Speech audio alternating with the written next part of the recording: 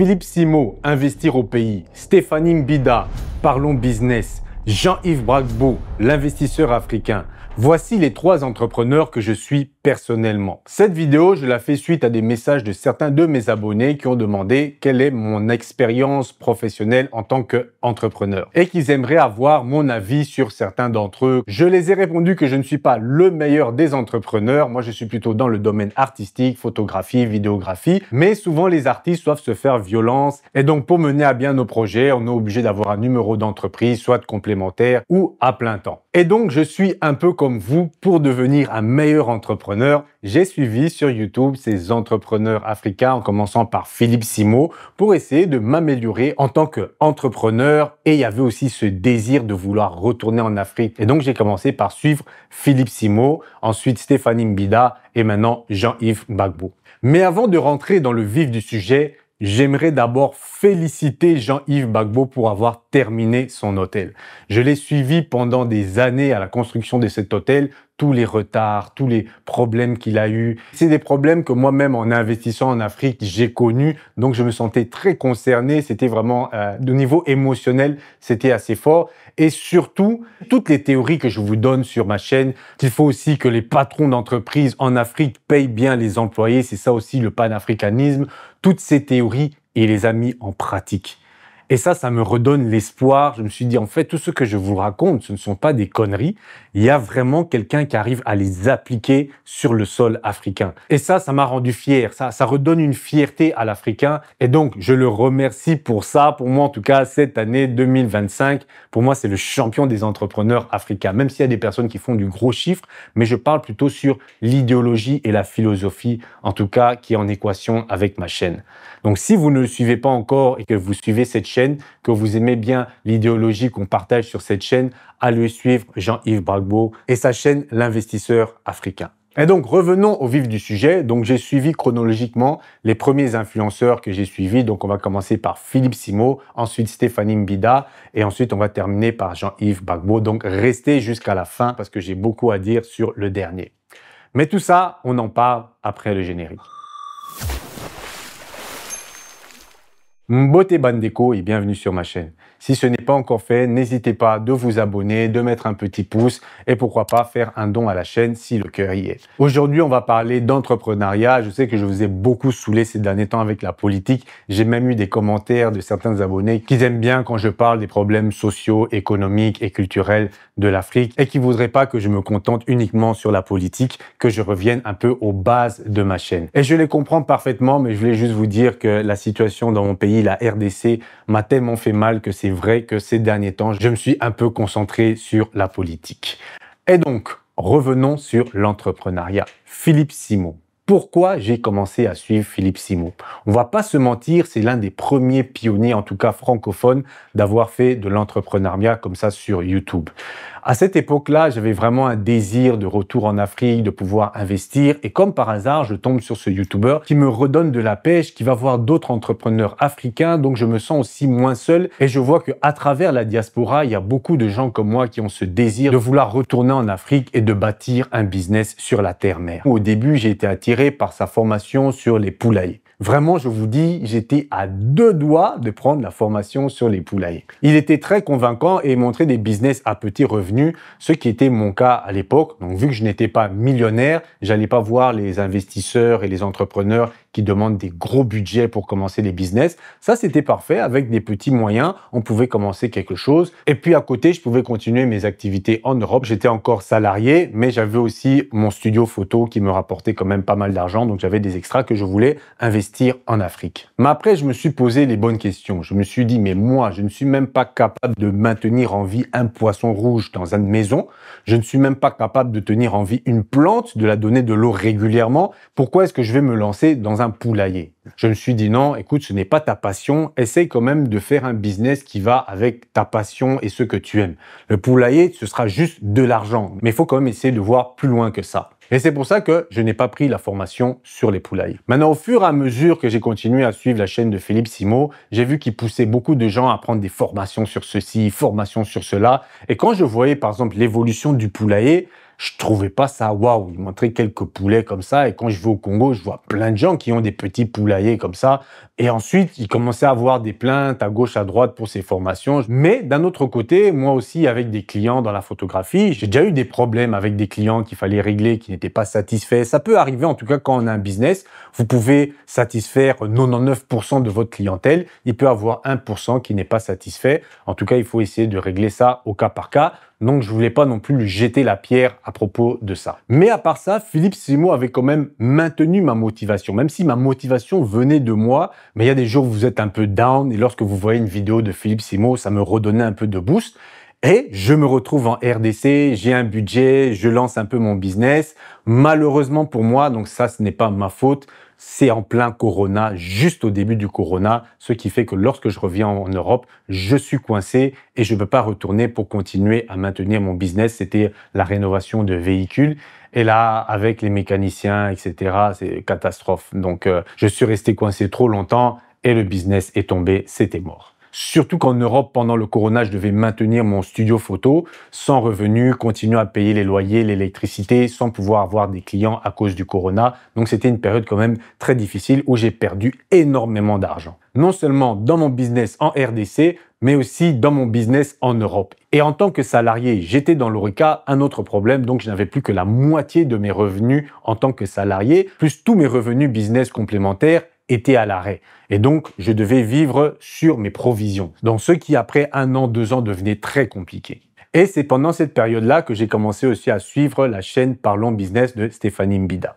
Mais continuons d'abord avec Philippe Simo. Les points positifs chez lui, je trouve que c'est un très bon commercial. Vous voyez un peu typique le commercial américain, ceux qui vendent les voitures ou bien ceux qui viennent sonner au porte-à-porte et qui peuvent vous vendre tout et n'importe quoi, mais que vous allez acheter parce qu'il est très persuasif en disant oui, il y a une promotion maintenant, il faut prendre maintenant parce que plus tard, demain, on ne sait pas, peut-être que ça peut augmenter et vous êtes dans la hype et puis vous achetez même ceux que vous avez peut-être pas besoin. Et ça, ce sont des bons commerciaux. Enfin, des bons commerciaux. Pour certains, c'est un peu plus agressif. C'est vraiment le système, je trouve, américain. Ensuite, j'étais tombé sur une vidéo où il parlait d'un de ses employés qui se plaignait de son salaire. Malheureusement, l'employé lui avait volé, ce que je suis pas d'accord avec ça, je suis vraiment contre le vol.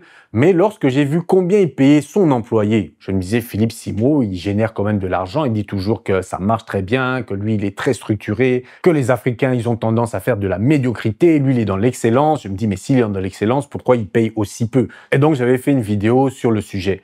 Bien sûr, le sujet, c'était pas vraiment Philippe Simo lui-même. Je parlais d'un problème plus large dans l'entrepreneuriat en Afrique. On veut toujours payer peu nos employés. Même des ministres qui gagnent des millions et des millions, vous allez voir que si vous demandez quel salaire il paye son chauffeur, vous allez voir qu'il paye le même salaire des $100 ou $200 que des personnes lambda dans la population, à qui je comprends que eux paient ce salaire à un chauffeur, mais que ce soit des ministres ou des personnes qui ont de la population qui n'ont pas les mêmes moyens, ils gardent les salaires des employés très bas. Et ça, je trouve pas normal. Et j'ai parlé dans cette vidéo que si vous gagnez plus, au plus vous gagnez, il faut faire monter le salaire de vos employés pour qu'un jour, les employés en Afrique gagnent même plus que ceux en Europe. Il y a vraiment moyen de le faire. En commentaire, des personnes qui comprenaient le sujet, très satisfaits, d'autres non, qui disaient non, mais en Afrique, c'est comme ça. Déjà un peu défaitiste, comme si on doit se contenter. En Afrique, c'est comme ça. Un salaire, c'est $100, c'est $200.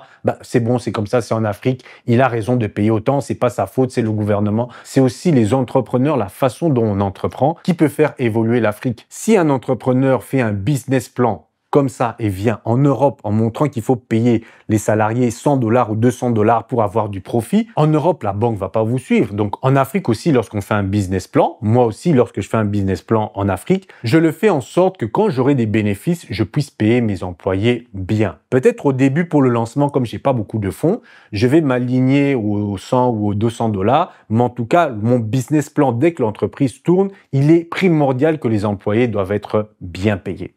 D'ailleurs, j'avais été attaqué par certains internautes qui m'ont demandé « Oui, mais toi en Afrique, combien tu payes tes employés ?» Et la personne, malheur à lui, qui m'a posé cette question, je lui ai dit « Écoute, moi, quand j'avais ce business avec les rénovations de véhicules, moi, je payais au pourcentage. C'était 30%. Et donc, le mécanicien, un jeune mécanicien de 19 ans, fraîchement sorti de l'école, me fait un devis. Je pense que c'était 1600 ou je pense 1800. Enfin, je ne me rappelle plus exactement du devis. Il avait pris ses 30% et je pense qu'il avait 400 ou 450 $ qui étaient pour lui. Malheureusement pour lui, en RDC, avec les embouteillages, les pluies, les coupures de courant et tous les aléas, je pense que ça l'a pris quand même 1 semaine et demie. Mais vous voyez qu'un jeune de 19 ans qui est venu travailler avec moi a pu avoir 450 $ pour un travail qui faisait moins d'1 semaine. Donc, s'il avait un client comme moi chaque semaine, il pouvait avoir peut-être son 2000 $ par mois tranquillement. Et là, je vois quelqu'un comme Philippe Simo, que moi, je suis, payer des commerciales équivalents de 200 $, même si après, avec des bonus, il disait que les gens pouvaient gagner plus. Mais en tout cas, je trouvais, vu sa notoriété, que c'était un peu peu. Et pour l'algorithme YouTube, je trouvais que c'était parfait d'utiliser Philippe Simo pour lancer ce sujet. Ça, si c'était un des points négatifs. Un autre point positif cette fois-ci, c'est une personne qui fédère, qui rassemble. Il a pu rassembler des entrepreneurs dans une salle immense à Paris. Et ça, fédérer les Africains, c'est quelque chose qu'il sait bien faire. Et c'est pour ça que même s'il y a des points que je suis pas d'accord avec lui côté vision entrepreneuriale, je le suis quand même parce que je sais que c'est une personne qui maîtrise aussi l'algorithme YouTube. J'essaye de voir comment il fait ses miniatures, quels sujets il aborde, quand c'est des sujets de société, même si c'est le sport, il passe de l'entrepreneuriat au sport ou à la politique parce que c'est des sujets qu'il sait qui vont booster l'algorithme. Donc, il est très intelligent aussi dans la façon dont il fait ses promotions sur YouTube. Et donc, ce n'est pas qu'un entrepreneur est mauvais et l'autre il est bon, c'est que je pense que c'est selon votre vision de l'entrepreneuriat, vous allez choisir un entrepreneur plus que d'autres. Philippe Simo, ce n'est pas trop ma vision de l'entrepreneuriat et j'ai compris aussi que son core business, c'est la vente de formation. Et ça, c'est quelque chose de très important que j'ai compris. Parce que je me suis dit, si j'avais acheté sa formation sur les poulaillers et que ça n'avait pas marché, et qu'en 2025, je vois la vidéo qu'il a publiée sur ce qui est devenu son poulailler, franchement, je vois son poulailler délabré, quelques poulets qui se baladent, décevant. Je me suis dit, mais comment est-ce qu'on peut vendre des formations sur des poulaillers et soi-même, on n'est pas capable de gérer un simple poulailler? Je dis pas qu'il devait avoir des millions de poulets, mais même une centaine de poulets. Et là, c'était vraiment, je trouvais ça quand même aberrant pour une personne qui vend des formations. Par exemple, moi, si je dois vendre des formations, ce sera sur la photographie, sur la vidéographie. J'estime quand même que sur YouTube, j'ai atteint des compétences, donc je peux aussi faire des formations sur comment évoluer sur YouTube. Mais je vais pas, par exemple, vous dire, je vais faire des formations sur comment rénover des voitures, alors que je vous ai dit que sur mon business de rénovation de véhicules en RDC, ça a été une catastrophe. Donc, je ne peux pas vous vendre des formations sur ce sujet-là quand même. Et là, quand même, ça m'a un peu dérangé. Ok, s'il ne vendait pas des formations et qu'il avait raté son business de poulailler, je peux comprendre. On a tous échoué. Mais lorsqu'on vend des formations, c'est qu'on a maîtrisé quand même le sujet. Si des personnes font confiance de donner leur argent, suivre ces formations, donc ça donne un peu l'impression qu'il est allé sur Internet, prendre des formations, copier-coller des PDF, donner aux gens sans vraiment connaître et maîtriser le sujet. Maintenant, vous me direz aussi qu'à l'école, les professeurs ne maîtrisent pas tous les sujets qu'ils enseignent. Mais bon, là, quand même, les écoles, c'est quand même encadré. C'est vraiment différent que quand on prend des formations en ligne. Parce que sinon, les gens seraient allés à l'école pour aller apprendre comment gérer un poulailler. Il y a des cours à l'école ou des formations certifiées par l'État. Si on va vers des influenceurs comme ça sur Internet, c'est parce qu'ils ont une certaine expérience. Donc, on paye l'expérience. On ne paye pas juste l'enseignement, mais l'expérience. Donc, j'avais été aussi déçu par ça. Mais d'un autre côté, il y a des entrepreneurs qui ont pris les formations de Philippe Simo et pour eux, ça s'est bien passé et ils ont pu ouvrir leur business et être prospères. Donc, tout ce que je vous dis, ce sont des avis personnels. Et donc, voilà pour Philippe Simo. Donnez votre avis sur cet entrepreneur, si vous l'aimez bien, si vous trouvez aussi qu'il y a des réticences et comment vous voyez la chose. Et si vous avez eu des formations chez Philippe Simo, donnez votre avis, comment ça s'est passé, si ça s'est bien passé ou pas. Et donc, c'était tout pour Philippe Simo. Il y a encore beaucoup de choses à dire, mais on va s'arrêter là. Et donc, voilà, maintenant, nous allons passer à Stéphanie Mbida de Parlons Business. Elle, j'ai appris à la connaître après Philippe Simo pendant le Corona. Donc, je vous rappelle la situation. J'étais dans l'Horeca en tant que salarié. Tout avait été fermé. Je n'avais plus que la moitié de mes revenus. Mes business en Afrique étaient tombés. Et c'est là que je prends une décision très importante dans ma vie, un changement radical. Je ne veux plus que mes revenus soient liés à un lieu physique. Je veux que rien qu'avec une connexion Internet n'importe où dans le monde, je puisse créer des revenus. En premier lieu, c'est parce que je ne veux plus que si un jour il y a n'importe quel virus ou quel truc qui revient dans le monde, si je suis confiné, je dois pouvoir continuer à faire de l'argent. Et deuxièmement, vu que je veux faire des projets en Afrique, je veux pouvoir retourner en Afrique et pouvoir continuer à générer de l'argent avant que mon business en Afrique même puisse commencer lui-même à générer de l'argent. Parce que le problème, c'était tu pars en Afrique, tu essaies de monter ton business, mais après, tu dois revenir dans un lieu physique en Europe pour pouvoir continuer à travailler, à générer de l'argent. Il faut au moins que chaque mois ou chaque 2 mois, tu puisses retourner en Afrique pour surveiller l'évolution de ton business. Et avec un travail en tant que salarié, c'est très difficile. Et même mon business de studio photo, il fallait que physiquement, je sois présent en Europe. Et donc, il fallait que je change. C'est pour ça que j'ai commencé à alimenter ma chaîne YouTube. J'alimentais déjà des chaînes YouTube pour les autres, vu que j'étais réalisateur, je faisais des vidéoclips pour des personnes, je faisais des photoshoots pour des modèles et des vidéos. Mon business, c'était de mettre les autres en avant, pas moi. C'était de rendre les gens beaux. Les artistes beaux, les modèles devaient être beaux, c'était mon boulot. Donc pour moi, au début, c'était très difficile de me mettre derrière la caméra et d'accepter mon image, ma façon de parler, ma façon de bouger. Déjà, ma sœur a dit que je bouge beaucoup avec les mains. Je sais pas si c'est le sang congolais ou peut-être un ancêtre italien qui s'est mélangé et que je parle beaucoup avec les mains. Mais il fallait que j'apprenne à accepter mon image, ce qui n'était pas facile au début. Et donc, c'est là où Stéphanie Mbida devient très intéressante car elle parle de Amazon FBA, la vente sur Amazon. Et la dame, c'est une professionnelle. Je commence à écouter, je commence à me demander qu'est-ce que c'est, je fais mes vérifications. Parce que moi, je vérifie toujours ce que les gens disent, surtout quand c'est les affaires. Je n'écoute pas juste une personne sur YouTube. Je vais aussi après sur Google, je fais mes recherches de mon côté et je vois que ce qu'elle dit, c'est cohérent. Je vérifie son network, combien elle gagne. Je vois que la dame, elle chiffre. En tout cas, cette femme, elle fait l'argent. Elle ne raconte pas des histoires en ce qui concerne la vente sur Amazon FBA. La dame Stéphanie Mbida, elle fait l'argent, elle raconte pas des conneries. Et donc voilà, j'apprends beaucoup via elle, même si je me suis pas encore lancé sur Amazon, mais je maîtrise déjà le sujet. Et lorsque j'ai ouvert mon entreprise, dans les statuts, j'ai laissé une place pour la vente en ligne Amazon parce que je sais que c'est quelque chose qui pourrait être complémentaire à mon activité. Ce qui fait que Stéphanie Mbida, si un jour tu vois cette vidéo, je te remercie parce que tu m'as appris une compétence. En suivant tes vidéos, j'ai appris une nouvelle compétence, la vente sur Amazon. Mais après, j'ai pas pris ces formations. Moi, je me suis renseigné un peu à gauche, à droite, parce que j'ai vu aussi, avec le temps, elle aussi, elle commence à devenir comme Philippe Simo, vendre des formations, vendre des formations. Moi, je suis plus d'avis que les gens aillent à l'école se former, surtout quand j'entends les prix des formations. Je dis, mais vous avez payé ça? Il y a des gens qui payent des 4000 balles pour des formations, alors que je peux comprendre une formation lorsque vous êtes dans une entreprise. Vous êtes déjà dans le bain.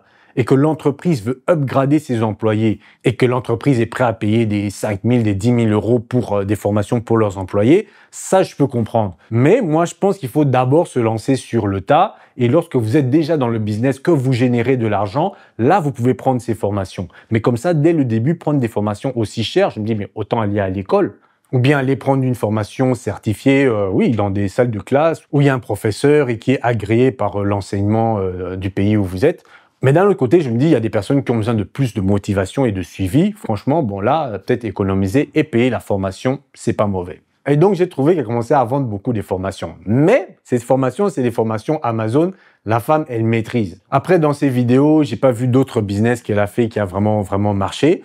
Mais elle voit d'autres entrepreneurs aussi qui font des business qui fonctionnent très bien. Donc, elle nous présente aussi différents entrepreneurs et ça me donne aussi une vision globale de ce qui se passe dans la diaspora et ça peut donner aussi des idées d'entrepreneuriat pour certains. Autre chose, elle a un sourire, elle a une voix, elle a une pêche, elle donne de l'énergie. C'est vraiment une dame, le matin, vous êtes un peu raplapla, vous mettez parlons business. Je suis en train d'aller à Goma.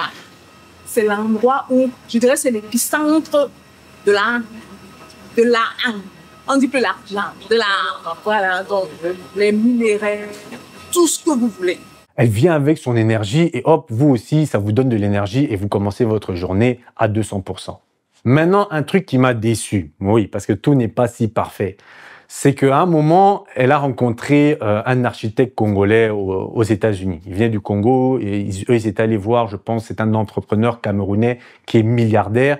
Et d'abord, il était dans le transport, ensuite il s'est mis dans le real estate, dans l'immobilier.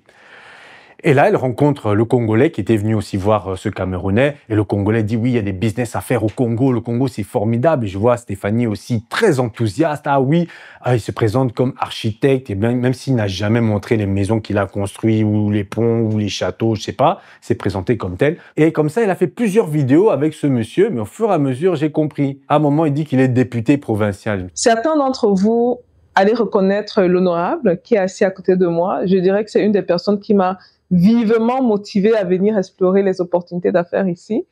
Déjà, bonsoir honorable. Bonsoir madame Stéphanie. Merci de nous avoir accueillis ici. Je me suis dit, il a étudié l'architecture, mais en fait, il est député provincial. Il dit qu'il est dans les affaires.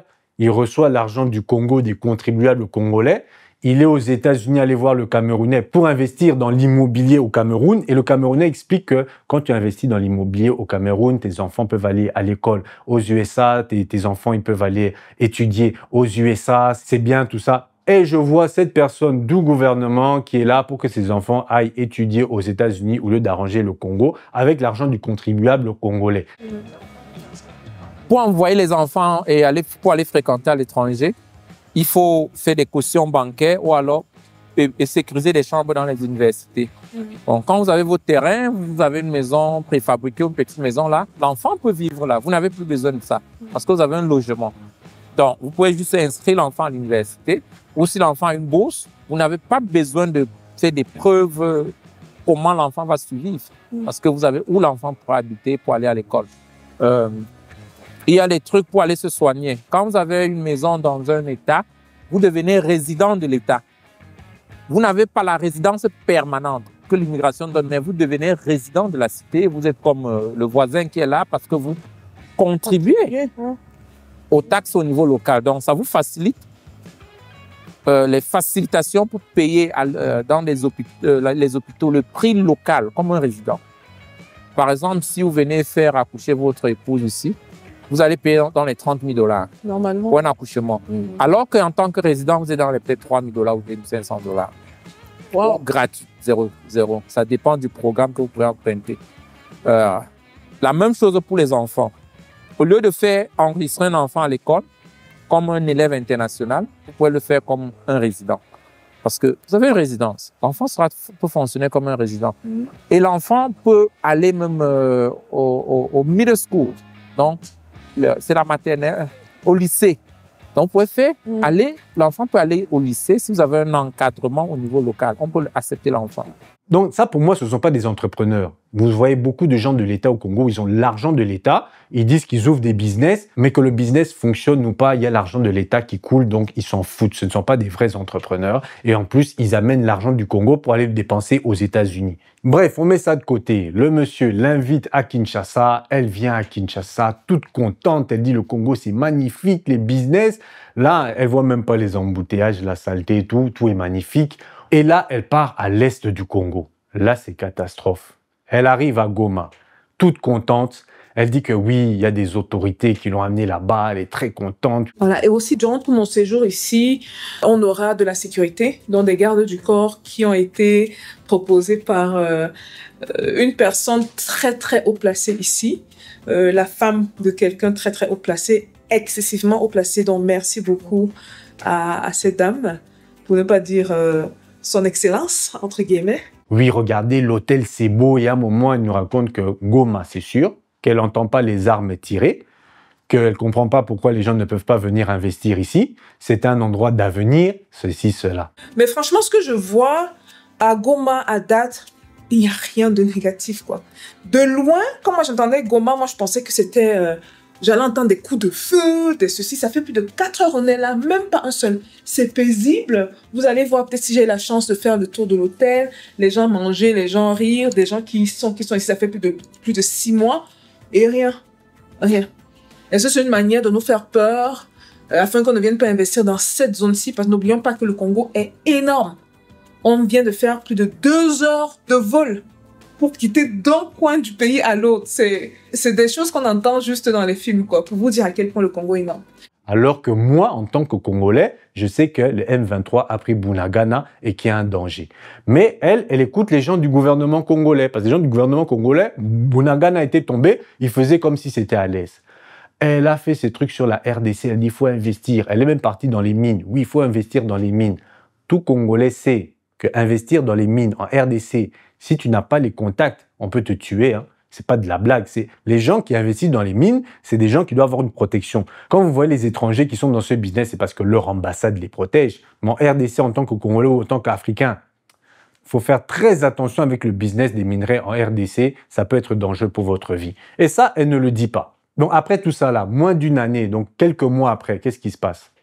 Goma tombe, les M23 rentrent, des milliers de morts. À Goma, le bilan des affrontements lors de l'entrée dans la ville du M23 et de soldats rwandais ne cesse de s'alourdir. Il s'élève désormais à 3000 morts selon les Nations Unies et il est toujours provisoire.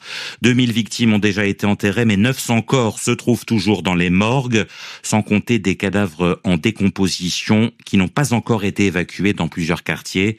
Des victimes civiles pour la plupart, Guillaume Thibault. Des centaines de morts et des blessés dans la population civile. Avec l'utilisation d'armes lourdes dans Goma, les conséquences ont été dramatiques. Une semaine après l'arrêt des combats à Goma, la ville reste difficile d'accès. Un appel est donc lancé pour permettre la mise en place d'un corridor humanitaire et l'acheminement de l'aide en urgence, indique Bounaïma Sidi Mohamed. Des pillages. J'ai vu une dame, elle avait une entreprise de vente de meubles. Tous ces meubles, donc, ils sont venus avec camion, les militaires, ils ont tout pris, tous ces meubles. Et il y avait des clients qui avaient même déjà payé, donc elle est vraiment dans les problèmes. Et donc, si vous avez écouté Stéphanie Mbida, oh, à Goma, tout est beau, je ne vois pas pourquoi on n'entend pas les tirs des balles. C'est l'Occident qui dit qu'il y a des problèmes à l'est du Congo, ici tout va bien. Vous aurez ouvert votre business, vous serez là, moi, en plein M23 à Goma. Et donc ça, c'est un des trucs qui m'avait déçu chez elle. Je me suis dit, ah, elle n'a pas la vision, elle est très bien dans l'entrepreneuriat, mais elle n'a pas la vision panafricaine que moi j'ai. Elle a vu des gens du gouvernement congolais, vu les richesses, le matu vu, mais c'est des gens qui sont décalés de la réalité. Elle n'a pas vu comment la population souffre. Enfin, si. Après, elle a été dans un camp de réfugiés et quand elle est revenue, elle avait les larmes aux yeux. C'était très émotif. C'était très émotif, les gars. Déjà, je dis merci beaucoup au réseau des femmes solidaires. Mais ça me montre également les inégalités dans ce monde.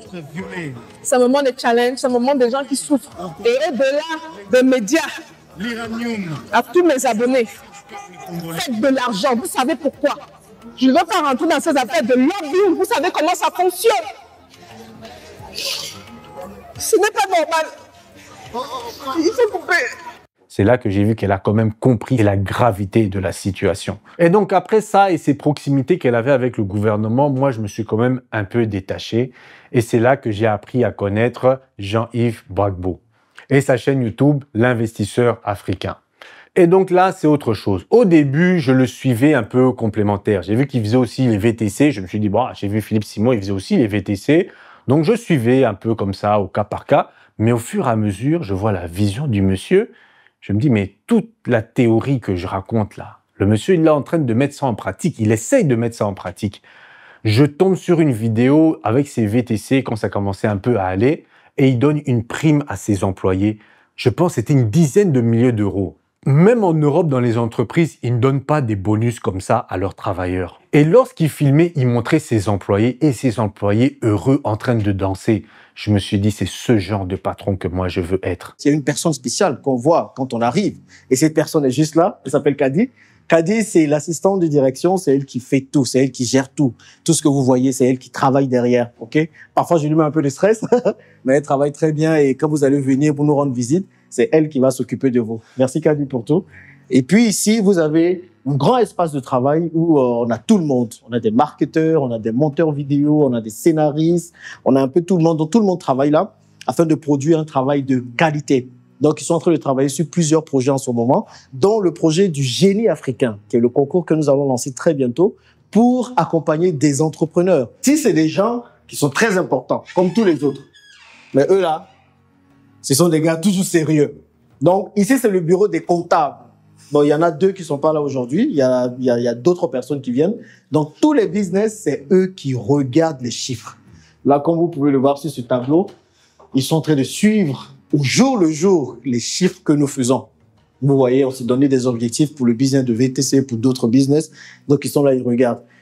Avant que 5 francs ne sortent, ils doivent confirmer. S'il y a 5 francs qui sont sans confirmation ou sans facture, ils ne décaissent pas l'argent. Parfois, ils viennent me voir, mais monsieur Jean-Yves, il y a ces dépenses, faut justifier et tout. Donc vraiment, c'est grâce à eux que le business arrive à être bien tenu. Et je veux vraiment les mettre en lumière, Jean-Baptiste et Ronald. Merci pour le fabuleux travail que vous faites, les gars. C'est bien. Donc, hein, ne sortez pas l'argent comme ça. Hein. Donc, vérifiez bien. Moi, je veux pas être comme les patrons que j'ai vus en RDC, parfois même proches de ma famille, en train d'insulter les travailleurs. Ça, c'est un truc que je supporte pas en RDC. Vous voyez des patrons, l'employé, il a déconné, c'est vrai, il a déconné, mais vous commencez à l'insulter aux aubes imbéciles, tout ça.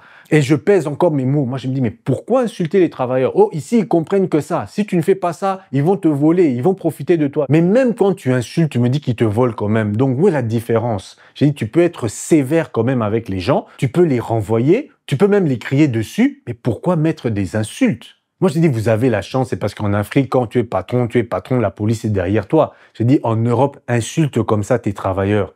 Un jour, tu vas te faire frapper. J'ai dit, même moi, bon, pas maintenant, on va dire dans la jeunesse, quelqu'un m'insulte comme ça. Mais moi, je vais finir en prison, tu vas ramasser. Bon, maintenant, en grandissant, je suis un peu différent. J'irai suivre les procédures, je vais aller à la police, porter plainte, etc. J'ai un peu quand même pris la maturité. Mais dans la jeunesse, quand on était des têtes brûlées, tu ne peux pas insulter facilement quelqu'un comme ça. Hein. Peut-être les gens qui sont dans les bureaux, mais les gens, les ouvriers, comme nous, les gens qui sont dans l'ORECA, ça allait éclater. Et donc, le respect que Jean-Yves avait envers ses collaborateurs, pour moi, je me suis dit, ça en tout cas, c'est ma vision. Il est en train de prouver que ce que je dis en théorie peut être mis en pratique. Après ça, il a fait une petite émission télé-réalité sur l'entrepreneuriat. Là, il a touché quand même un point sensible chez moi, la réalisation. Il a fait une télé-réalité. Je voyais les jeunes cinéastes africains avec leurs caméras de faire les plans. Je trouvais ça formidable. Je me suis dit, franchement, c'est innovateur et j'aimerais bien qu'il le refasse. Ça m'a vraiment fait mal au cœur parce que ça n'avait pas eu beaucoup de views. Mais j'aimerais bien qu'il le refasse parce que c'était quand même un concept magnifique. Et là, je me suis dit, non, en fait, ce monsieur, il a une vision. C'est vrai qu'au début, sa façon de parler, de présenter les choses, c'était moins dans la hype. Je préférais Philippe Simo et Stéphanie Bida. Je trouve qu'ils maîtrisaient mieux leur rôle d'influenceur. Mais petit à petit, je commençais à suivre Jean-Yves Gbagbo.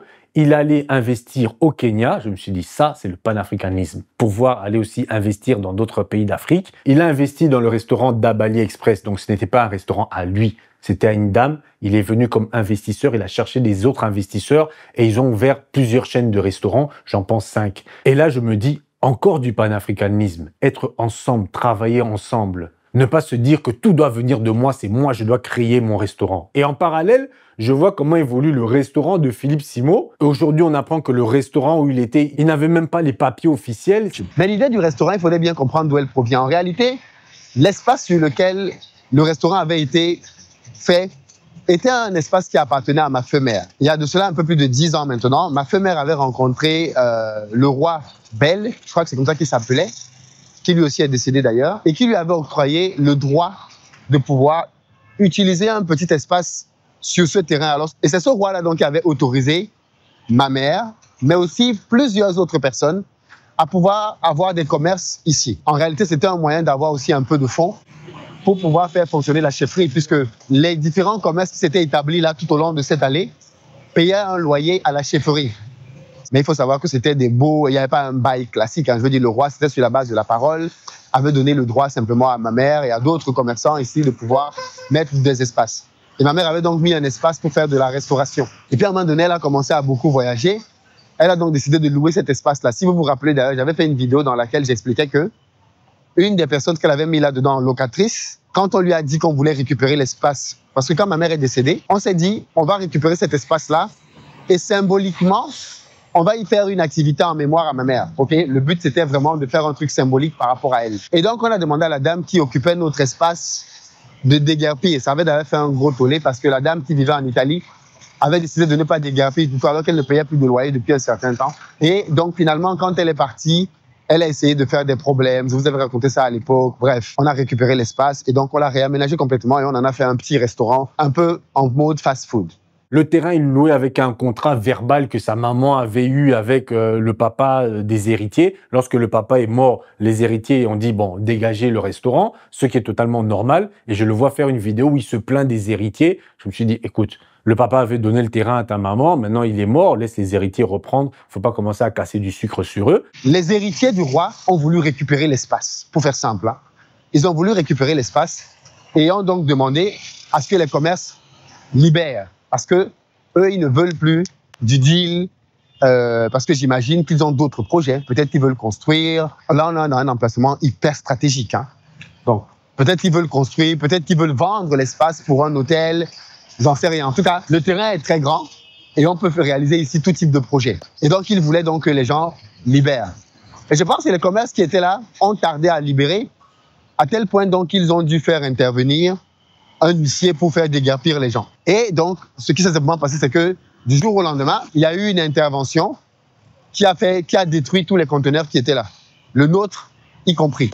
C'est comme ça donc que du jour au lendemain, l'activité de restauration a pris fin. Et lui, c'est une personne qui disait non, il faut être droit, il faut regarder les papiers. Les Africains, ils sont souvent dans le médiocre. Mais ça, c'est du médiocre, de ne pas voir les papiers de l'endroit où tu as ton restaurant. Ensuite, il a fait son projet de parc aquatique. J'ai vu ça aussi de A à Z. Il montre tout ce qu'il fait, il dit ce qu'il fait, il fait ce qu'il dit. C'est très important. Et chez Philippe Simo, je vois toujours une image d'immeuble qu'il essaye de vendre. Ça fait 2 ans qu'il montre les mêmes images du même immeuble. Il n'y a pas d'avancée. Chez Stéphanie Mbida, elle fait toujours ce qu'elle a à faire. Elle, je sais que c'est une professionnelle d'Amazon. Donc, elle est dans son jus. Mais elle aussi, j'ai l'impression qu'elle a perdu l'espoir en l'Africain, de travailler avec les Africains. Elle, c'était plus, bon, maintenant, je fais mes formations, je fais ci, point. Et d'ailleurs, j'ai vu une vidéo où elle aussi, elle a remercié, elle a félicité Jean-Yves Bragbo et elle lui a dit que tu m'as redonné l'espoir de travailler avec les Africains. Jean-Yves, tu viens de changer ma perception des choses. Tu viens également de changer ma perception par rapport au travail avec la communauté. La vérité, c'est qu'au vu des événements récents, je commençais quand même un peu à perdre foi. Pour vous dire la vérité. Mais de voir un frère évoluer et avancer jusqu'au bout, parce que ce sont des projets quand même qui mènent, ça fait plus de 2 ans. Hein. Vous me corrigez hein, si je me trompe. Je pense que ça fait plus de 2 ans, parce que c'est que l'hôtel, il voulait lancer l'hôtel durant la CAN, et là, il y a eu des délais. Il en a parlé sur sa chaîne, ça c'est important, pour vous montrer également que on a notre temps sur papier, mais business en Afrique, c'est autre chose. Hein. Vous avouez que Jean, il vient de me donner un coup de massue.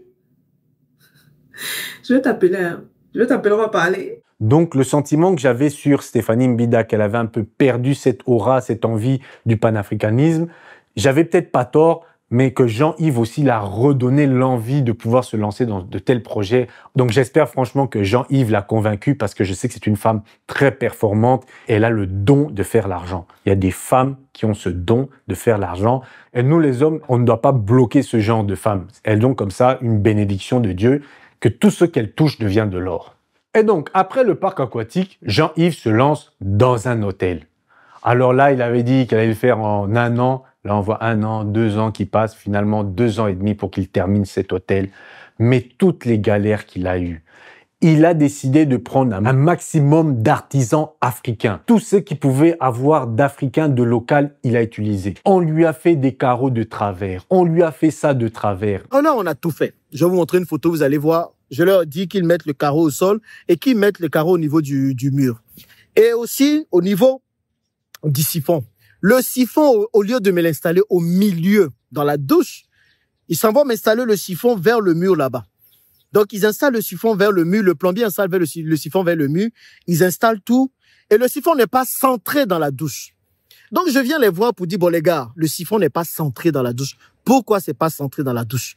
Les gars me disent, mais boss, ça va, ça dérange pas. Je dis, mais vous me voyez le siphon doit être centré. Moi, je vais vous mettre une photo. Peut-être que c'est moi qui suis très compliqué, c'est ce qu'ils disent. Voici les scotch. Il y a un des peintres qui s'est levé, il a vu tous les scotch, il a laissé les scotch. Regardez les finitions qu'il est allé faire en haut là-bas. Nick, faut zoomer un peu. Zoom sur tout vers la droite. En fait, ce n'est tellement pas compliqué de prendre le scotch, d'appliquer ça avant de faire le travail. Mais le gars, il a dit, oh, il est fatigué, il veut vite faire, il veut partir. Donc, il a mis pour lui, il a terminé. Il vient, il est venu hier. Il doit poser la grille. Il pose la grille. Venez voir où la grille s'arrête. Donc, là-bas, la grille arrive jusqu'au fond. Mais ici, bon, je peux pas rire. Ici, la grille s'arrête ici. C'est qu'on a au moins 10 cm. On a au moins 10 cm qui sont là. La grille ne suffit pas. La grille ne suffit pas. On lui a demandé de faire une grille de 7 mètres. Il a tout fait pour laisser 10 cm. La grille ne suffit pas. C'était un travail de 2 jours. OK? Donc, dans le temps qu'il devait faire, c'est 2 jours. Le temps de faire la grille est devenu posé. Là, ça va finir par être un travail de 1 semaine, 2 semaines. Pourquoi? Parce qu'il n'a pas pris les bonnes mesures. Bon, dans ça, là, qu'est-ce qui est compliqué? Dites-moi. Qu'est-ce qui est compliqué? Parce que je ne sais pas si c'est moi qui suis trop compliqué ou trop difficile, je ne sais pas. Qu'est-ce qui est compliqué? Tu prends les mesures. Il est habitué à faire les barres de fer. Tu fais les barres de fer. Tu mesures. Tu te rassures que ça fait bien les mesures que tu as prises et tu viens, tu poses ici. Pas besoin d'être un savant. On l'appelle, il coupe. On l'appelle, il coupe. À un moment donné, on dit que sa ligne n'est plus valide, qu'on ne peut plus le contacter. On demande à ceux qui le connaissent où il se trouve. Personne ne sait où il se trouve. Personne ne veut nous dire où il se trouve. On est parti voir son ancien patron avec qui il travaillait. Personne ne nous dit. Donc, un mois, le mois de janvier est passé. Le mois de février, le mois de mars, le mois d'avril, comme moi aussi j'étais occupé avec le parc aquatique, donc je me suis concentré sur le parc aquatique et je disais, on lui laisse le temps de venir. Là où nous sommes en mai, 5 mois plus tard, Mohamed Berete n'est toujours pas là. On n'a plus aucune nouvelle de Mohamed Berete. Donc j'ai décidé de faire cette vidéo. Mohamed Berete, tu ne peux pas te permettre de venir sur un chantier et puis venir voler les gens. Tu ne peux pas te permettre ça. On ne peut pas être là à souffrir à n'en point finir, à vouloir faire des projets pour faire avancer. Ce projet-là, tu sais combien nous avons mis dans ce projet. Tu sais quel argent on a mis dedans. Tu sais quelle énergie on met dedans tous les jours. Je suis en train de faire cette vidéo, je transpire à grosses gouttes. On dirait qu'il allait même attraper un AVC. On avait même peur pour lui. Prends seulement une entreprise, des Libanais ou des Chinois, achète seulement le matériel en Chine parce que sinon ta santé... Il a tenu, il a dit non, je vais continuer à travailler, même s'ils doivent refaire ce mur-là 50 fois pour qu'il soit droit, il refait le mur. Il veut faire le toit, on le fait le toit de travers. Donc ça, je n'ai pas d'autre choix que de lui demander de casser. Il change le toit. Beaucoup d'entre nous auraient laissé tomber. Ouais, en tout cas, j'en peux plus, je suis épuisé. Mais ça a fini, ça a fini. Je pense que c'est les derniers moments. Ça a fini. Ça a fini. Ça a fini. Il n'y a pas d'autre choix. Ça doit finir. Mais c'est épuisant, c'est éprouvant, je vous assure. C'est éprouvant, ça éprouve les nerfs. Regardez comment j'ai perdu du poids. J'ai dit, je suis sous le soleil depuis le matin, c'est éprouvant. Ça m'a fait chaud au cœur parce que j'ai vécu ça. Donc, être avec des artisans ou des travailleurs en Afrique, vous vous dites que c'est logique, mais la personne fait tout de travers. On vous fait une douche, tu demandes au maçon, tu sais faire les douches italiennes un peu avec une inclinaison de 1%, comme ça, l'eau coule. Il te dit oui, oui, oui. Tu reviens, tu ouvres l'eau, l'eau commence à couler, ça va dans tous les sens, ça remplit tout. Et la personne te regarde, quand tu te plains, quand tu t'énerves, le travailleur te regarde comme si tu es fou, comme si tu exagères, comme si c'est pas si grave. Dans la rénovation de véhicules, je faisais aussi rénovation de moto. Il y a une crevaison avec la roue. L'employé me dit, ah, toi, tu viens d'Europe, si tu vas, ils vont te faire acheter la roue trop chère. Je dis, ok, c'est pas grave, vas-y, ça coûte combien? C'est un bon prix. On regarde le rayon et le diamètre. Il part acheter, il revient avec la roue, le bon diamètre, le mauvais rayon. Je dis, mais regarde, c'est le mauvais rayon. Ok, non, je vais changer. Il part, il revient, il amène le bon rayon. Cette fois-ci, il amène le mauvais diamètre. Je dis, mais tu me dis que tu es motard. Comment est-ce que tu peux, les chiffres, je te demande, tu me ramènes soit le mauvais rayon, mais tu me ramènes le mauvais diamètre. Ah, mais si je repars encore, j'étais tellement fatigué après les coupures de courant, les autres problèmes qu'il y a eu avec encore d'autres personnes, tellement fatigué, la chaleur, je dis, laisse seulement la roue là, je perds même mon argent, sinon ma tête allait exploser. Et ça, Jean-Yves, tout un hôtel, il a été confronté à ça tout le temps. Il y a moyen vraiment de faire une crise, je vous dis. L'entrepreneuriat en Afrique, c'est les Jeux Olympiques, c'est la cardio. Et le fait qu'il ait tenu jusqu'au bout avec les entrepreneurs africains, les artisans africains, il a acheté quelque chose en Chine, les choses qu'on ne produit pas en Afrique, c'est exceptionnel. Un jour, en tout cas, si je vais en Côte d'Ivoire, je dois passer ne fût-ce qu'une nuit dans son hôtel, rien que pour le travail qui a été effectué. Même si je vais rentrer, je vais voir peut-être ce carreau n'est pas droit. Le fait qu'il soit pas droit, c'est un peu comme une œuvre d'art, un tableau. Cet artisan a fait ça de travers, c'est l'œuvre d'art de Jean-Yves Gbagbo. Et en faisant ça, il a pu trouver les bons artisans. Il a éliminé les mauvais. Moi, j'attends son prochain projet parce que je me dis, avec les bons artisans qu'il a pu détecter en faisant ce projet, le prochain va être exceptionnel. Et pour moi, c'est un exemple. Il y a sûrement des entrepreneurs qui font des trucs plus grands, des grandes usines, du chiffre, des millions. Mais moi, je ne parle pas en termes de chiffre d'argent, mais en termes de concept, en termes de quel genre de patron j'aimerais être. Comment je veux que mes employés évoluent? J'ai fait une vidéo où j'ai dit que l'entrepreneuriat ne sauvera pas l'Afrique. Mais je parlais des mauvais entrepreneurs qui payent mal les employés. Parce que si on paye bien les employés sont heureux. Ils peuvent aussi se loger. Eux aussi peuvent créer, ou leurs femmes peuvent créer d'autres petits business qui va aussi servir à d'autres entrepreneurs. Eux aussi deviennent un pouvoir d'achat. Peut-être qu'un employé de Jean-Yves pourra un jour aussi se payer des vacances avec sa femme dans un des hôtels de Jean-Yves.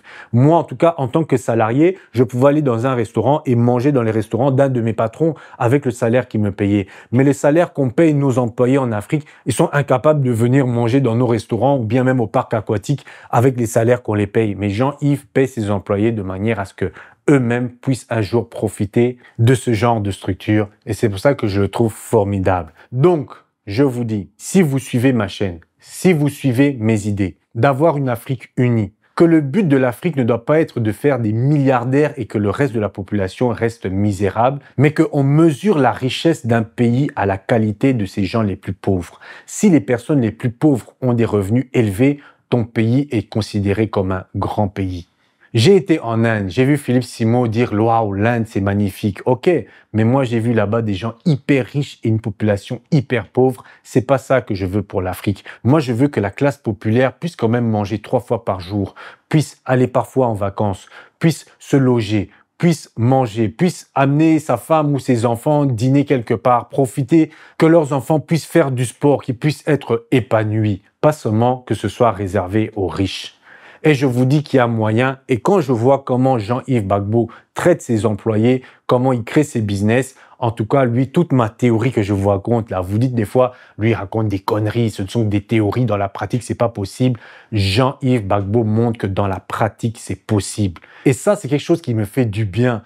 Lorsque je vois ce qu'il fait, je me dis que finalement, je ne vous raconte pas des conneries. C'est possible. On doit juste y croire. Donc voilà, c'était tout pour aujourd'hui. Dites-moi ce que vous pensez de cette vidéo et de l'entrepreneuriat en général. Je vais vous rappeler qu'il y a la cagnotte pour la caméra de cinéma. Je sais que je vous casse la tête ces derniers temps avec cette cagnotte, mais ça fait quand même plus d'1 an qu'on est occupé avec cette cagnotte. Je vous rappelle que cette cagnotte, c'est pour du matériel de cinéma afin de donner ça à des réalisateurs africains pour pouvoir faire des films et qu'on ait le contrôle de notre narratif. Parce que souvent, quand un Africain dépose un projet, c'est toujours sur ce qui arrange les autres. Et quand on veut faire des films sur des sujets qui sont un peu piquants pour les autres, mais qui est important pour nous, on ne reçoit pas les financements. Donc, c'est important pour les réalisateurs d'avoir une caméra de qualité parce qu'il faut quand même qu'on donne la qualité. On peut pas toujours se contenter des images là de la RTNC, de la télévision congolaise. Ceux qui connaissent la RTNC savent de quoi je parle. Et donc voilà, vos dons sont précieux. Ça va pas nous rendre riches, hein. Moi, pour l'instant, je n'ai pas de formation à vous vendre. J'ai seulement votre bonne volonté. Parce que nous, voilà, notre travail, c'est la réalisation. C'est notre boulot de rendre les gens beaux, de faire partager des histoires. Et voilà, c'est ça, c'est notre passion. Ce qui est aussi très important, il faut pas faire un boulot pour faire un boulot. Essayez quand même que votre boulot soit votre passion et vous n'aurez pas l'impression de travailler. Même si vous faites des heures et des heures de travail, c'est quand même valorisant lorsque c'est votre passion. Donc voilà, cette fois-ci, ce sera vraiment tout pour aujourd'hui. Je sais que la mission d'aujourd'hui était quand même assez longue. Merci d'avoir suivi jusqu'au bout. Et moi, je vous dis à la prochaine et prenez soin de vos familles.